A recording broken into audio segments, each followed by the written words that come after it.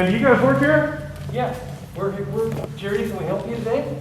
Do you know that the pastor is teaching lies? No, he's doing great. Listen, is it okay if you just talk with us for a minute? Man, he's got to stop. He's telling people lies. I'm sorry. I gotta go tell everybody. Wait. What kind of lies is he telling? Hey, you're gonna have to stop right there, bro. Go ahead and stop. Thank you.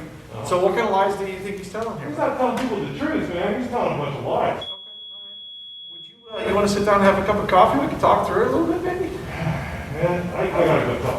No, let's not. We're not gonna go anymore. You can't. No, you can't. Oh, good. Good. All right, cool. Very good. So this scenario takes place inside the lobby of a church. The service is already in progress. There are two safety team members in the lobby, Rod and John. As the person who is entering, who is actually is me, as I start to make my way towards the service, saying that the pastor is teaching lies. Man, he's got to stop. He's telling people lies. I'm sorry. I gotta go tell everybody. John tells me that I'm going to have to stop, and I do. Hey, you're gonna have to stop right there, bro. Then he asks me a question, what kind of lies is he telling? Then John asks if I'd like a cup of coffee. You'll notice that John also has OC spray in his right hand and has created distance between the two of us. Next, I push forward towards the service. Rod starts to put hands on me to slow me down, and then I draw an orange training knife from my waistband. It's a compressor CAT model from TAK knife, spelled T-A-K knife, that you can use to stab someone in training without hurting them. When John sees me push Rod, he closes the distance and sprays the pepper spray in my eyes. When he sees me lift my shirt and grab something from my waistband, he yells, "Gun, gun, gun." Next, he moves to get away from me and the weapon. Rod closes the distance and gets two hands on my arm that has the weapon. At this point, I realize that I got hit in the eyes with the training OC spray, so I'd probably be in a lot of pain, and I stop resisting, and we just end the scenario.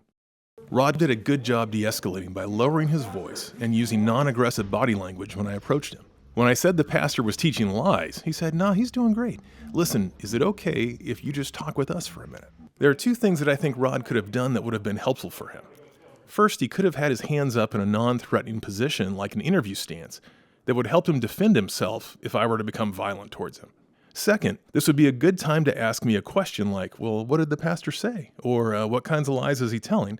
Which could make me think and give me a chance to reorient and maybe de-escalate if I'm willing. However, he did a good job asking me if it's okay if I can talk to him for a minute, which also gives me a second to pause to think about my answer. Now, I like how John is firm. He says, "You're going to have to stop right now," with his hand up to create a barrier, but he's still respectful. And he follows up with a question, "So, what kind of lies do you think he's telling you?" And that kind of breaks my rhythm for a second and makes me think, which is good. You'll also notice that he has OC spray in his right hand, which is great. During the scenario, I didn't even notice he had it in his hand. When John asked if I want to sit down and have some coffee and talk, I almost took him up on the offer. This is very good de-escalation technique, and I wanted to reward that. But I wanted the guys to get the experience of an active resistance scenario, so I go ahead and move forward. And when Rod puts his hands on me, I push him back so I can make enough room that I can draw my training knife without him being able to stuff my draw. John did a good job of spraying me in the eyes as soon as I pushed Rod. That water was in my eyes before I could even draw the knife. Once John sees that I've pulled a weapon, he thinks it's a gun and yells out, "Gun, gun, gun!" So Rod will know that I have a weapon. That's great communication. It was actually a training knife, not a training gun, but in the heat of the moment, it's hard to know exactly what's happening. Next, John moves laterally to get out of the way, and that's excellent movement. A lot of times we'll just move backwards where we're still in the line of fire, but he's able to get out of the way quickly by moving laterally. That's excellent movement, and it's really a good tactic to try to make distance so you can get to a weapon and respond to the guy who does have a weapon. And now Rod, when he hears gun, he rushes me. And I love his heart. He's like Steve Rogers from the Captain America movie who jumps on a grenade to save everyone else. However, Rod does get stabbed in the process. So, if you're close enough to a guy to stuff his draw as he's reaching for a weapon, then rush him and stuff that draw so he can't deploy the weapon. However, once the weapon is out and the attacker's attention's on you, you want to get out of there and make enough space to get to your own weapon and respond. If you're not carrying a weapon, find an improvised weapon like a chair or a table or get cover, some distance between you guys. But I understand, because Rod's left-handed, and I didn't have a left-handed holster with me for our inert training pistols, our little rubber Glocks, so he wasn't carrying any pistol in this scenario. In the case where none of the safety members are carrying a weapon, it does make sense to rush the shooter sometimes just to stop him before he can hurt anybody else.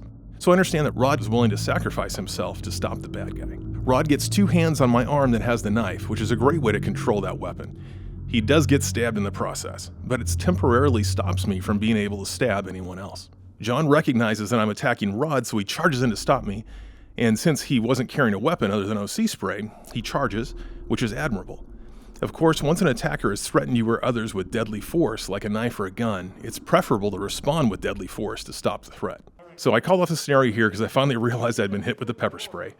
And again, a takeaway that both John and Rod had was that once things start to go down, it happens very fast.